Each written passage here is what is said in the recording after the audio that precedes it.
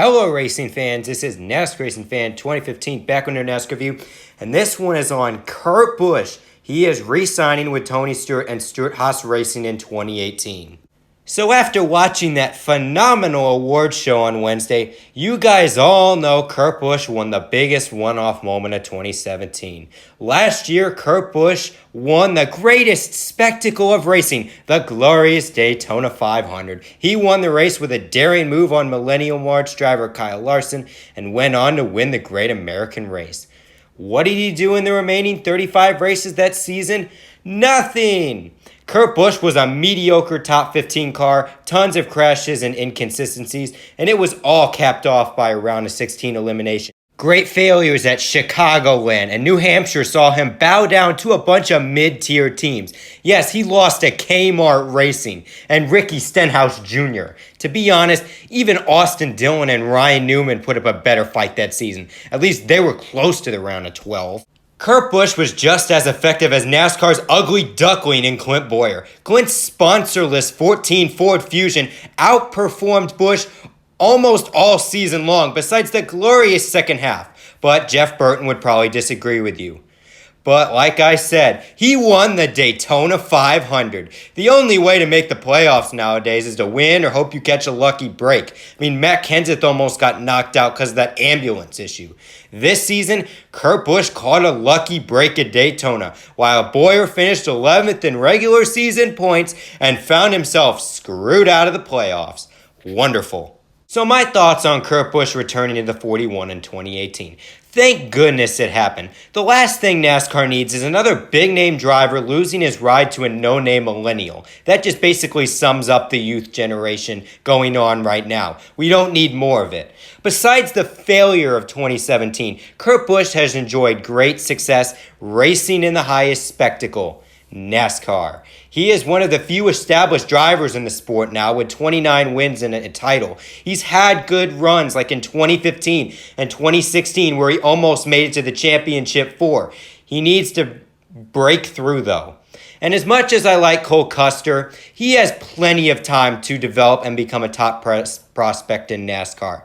I mean, once he stops getting screwed out of wins by Eric Jones, John Hunter Nemechek, and Greg Golding, he has a shot to become NASCAR's biggest star since Kyle Larson.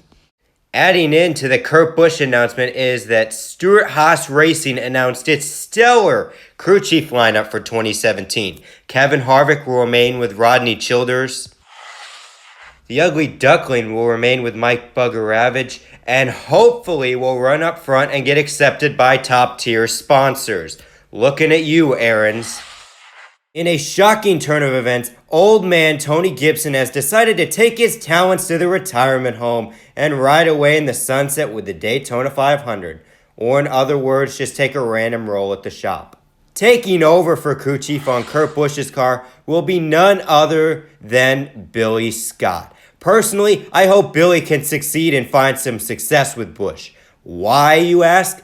Because he would show all those Danica Patrick fanboys and fangirls that it was not the crew chief's fault.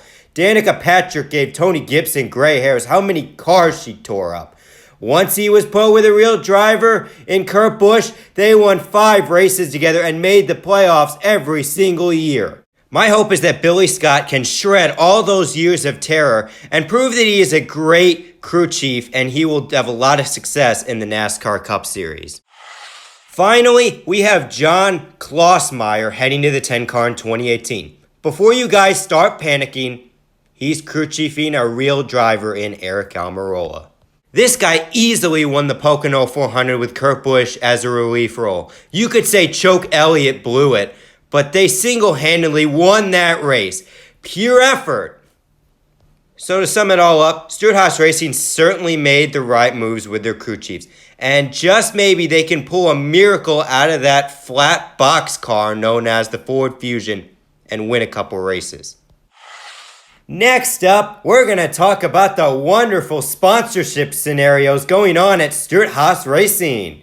Right now, it looks like another wonderful sponsorship carousel in 2018.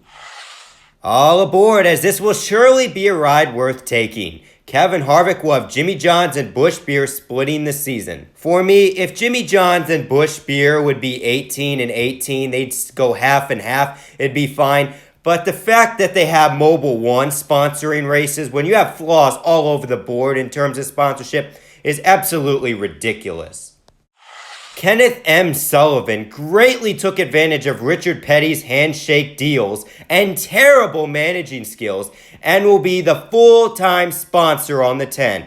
This is also the man that put Danica Patrick out of a job and back to her yoga moves and her clothing line. He is a true champ. Kurt Busch once again gets Monster Energy and Haas Automation as co-primary sponsors in 2018. After Monster Energy spun the sponsor carousel to the point of nausea, they will be indeed sponsoring the 41. With that said, however, they have again pushed back the decision to decide on the 2019-2020 sponsorship option.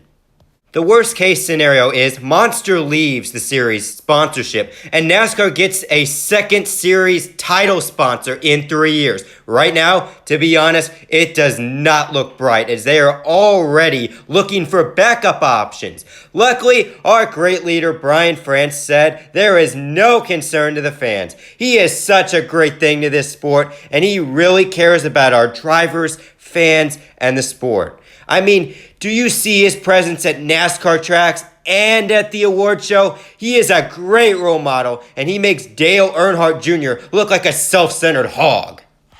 So after the 41 got settled, where does that leave Mobil 1? Have they finally accepted the ugly duckling? Will Clint Bowyer finally get his big marketing opportunity since 5-Hour Energy?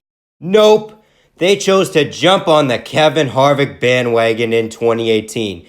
They will sponsor a majority of the races on Kevin Harvick, and they will also sponsor probably the 41 and the 10, leaving the 14 team to rot in the dumpster. You even have Outback Steakhouse in a wait list to sponsor this team. Tony Stewart, you will always be a legend in racing, but your sponsorship tactics are as bad as Richard Petty. Tony Stewart is one move away from making every sponsor jump onto Kevin Harvick. Seeing the current sponsorship carousel occur at Miller Lite and Caterpillar, Kevin Harvick will probably see a sponsorship reduction one day and it will suck more money out of this team. Have fun.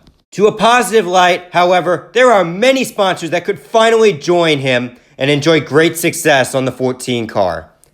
Aspen Dental? Nope. Looks like their new moron CEO is going to reconsider its marketing plan to a more millennial fan base. What's the first thing gone?